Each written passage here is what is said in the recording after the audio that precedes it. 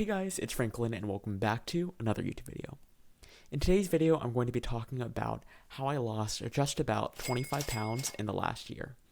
And before I discuss the lifestyle changes I made in order to see so much change, I'd first like to discuss how I got to the position where I needed to lose so much weight. And let's rewind back to high school.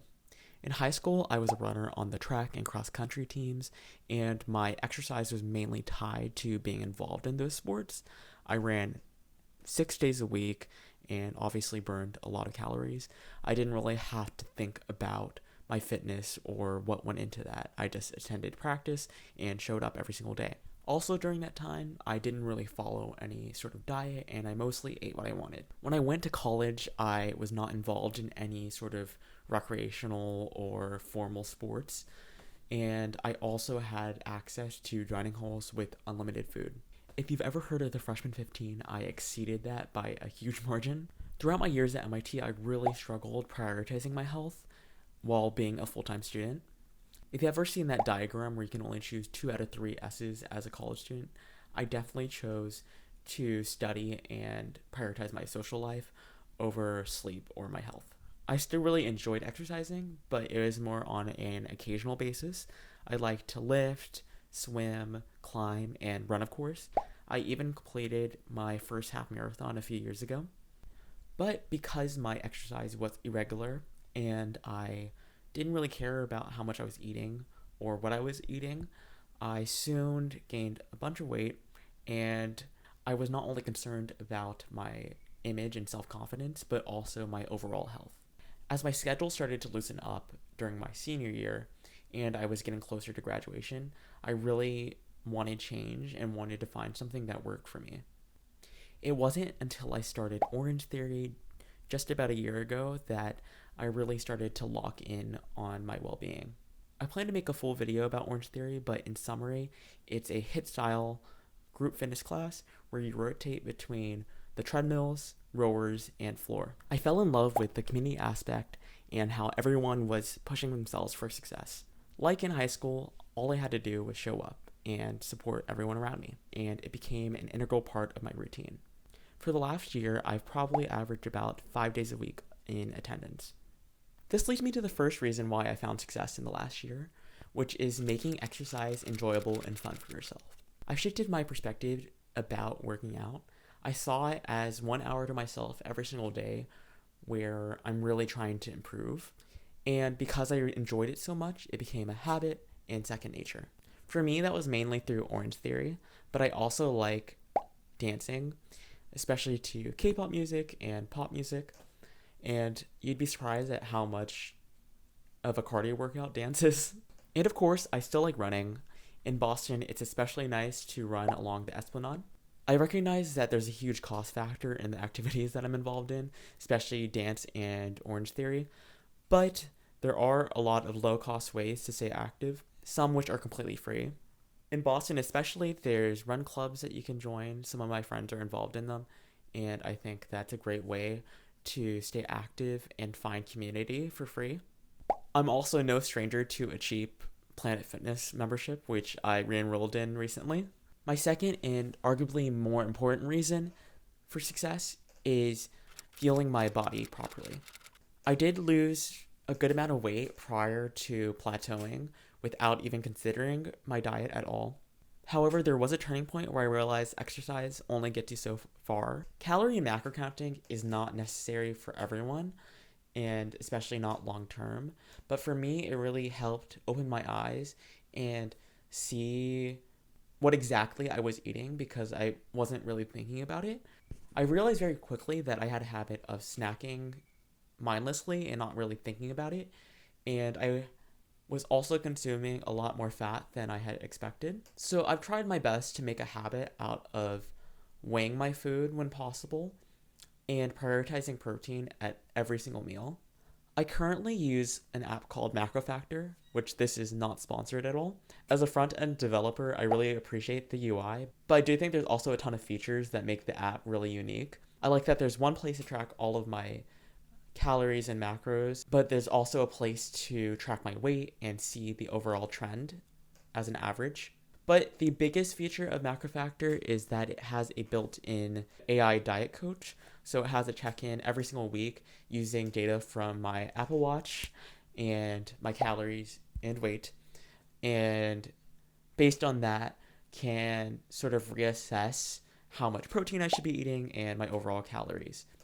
It's not only for weight loss, but also if you're trying to maintain your weight or gain muscle. Again, this is not sponsored, but I do think that it's a great value. I bought the year subscription for it, and it came out to about like $7 a month or something.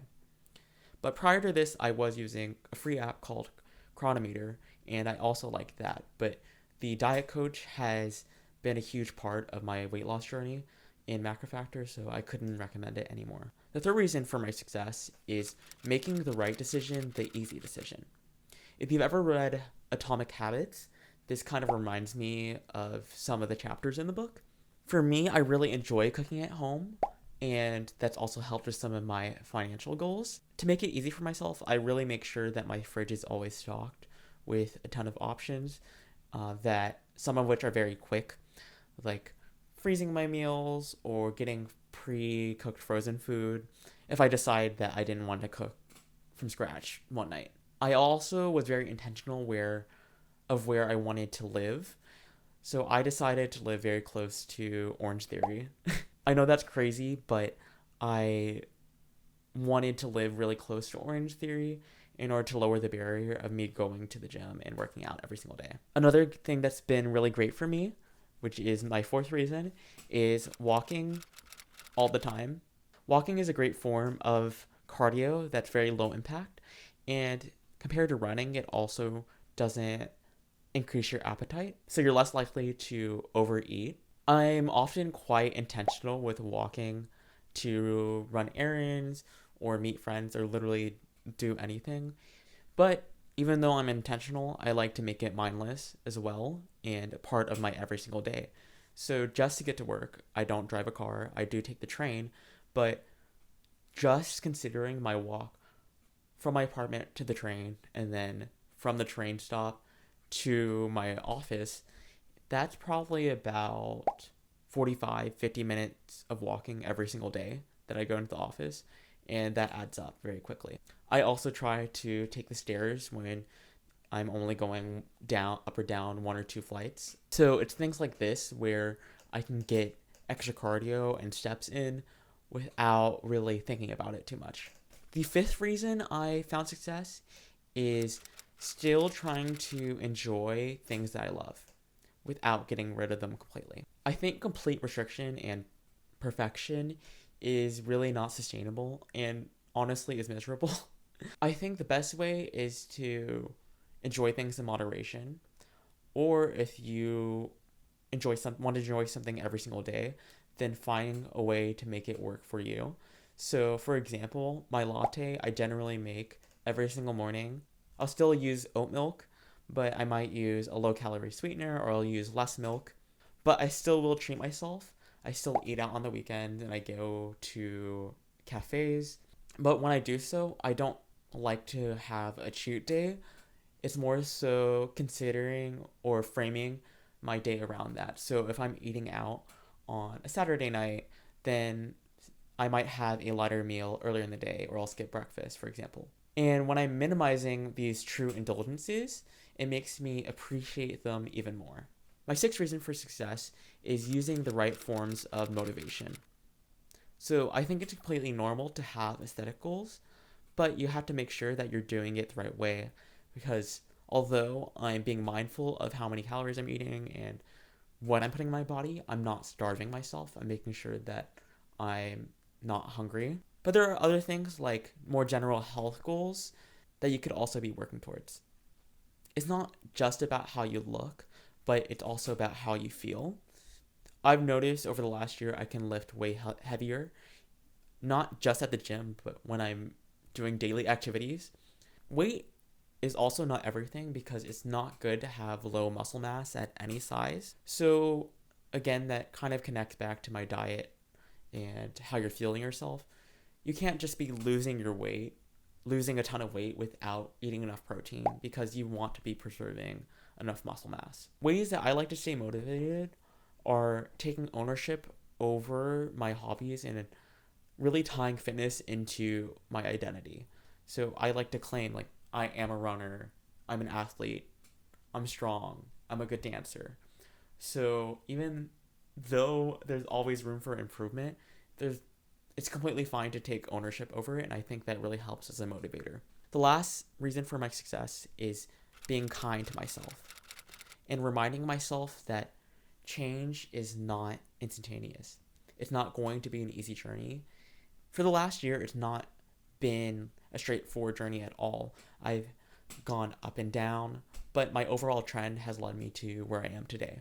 I think it's important to congratulate yourself on small victories, and even if progress looks slower than you'd hope, it's also pretty cool to know that when you lose weight slowly, you're actually more likely to keep it off. I think I've heard a phrase before where you have to think about how long it took you to gain that much weight, because it could take just as long or longer to lose it.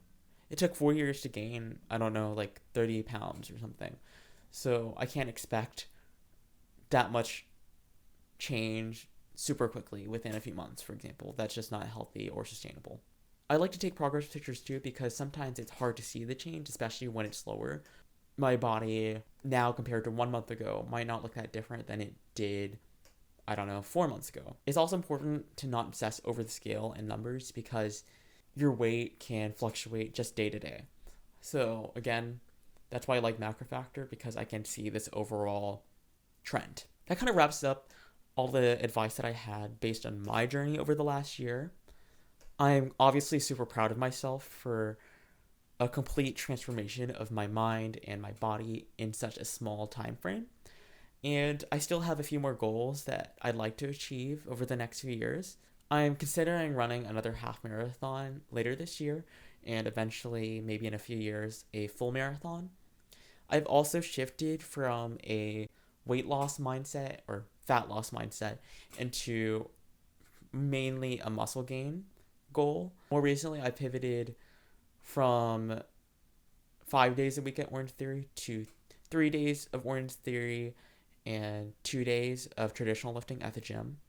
I'm still trying to incorporate dance and outdoor running into my week, so I think I'll be doing maybe one or the other once a week, just about.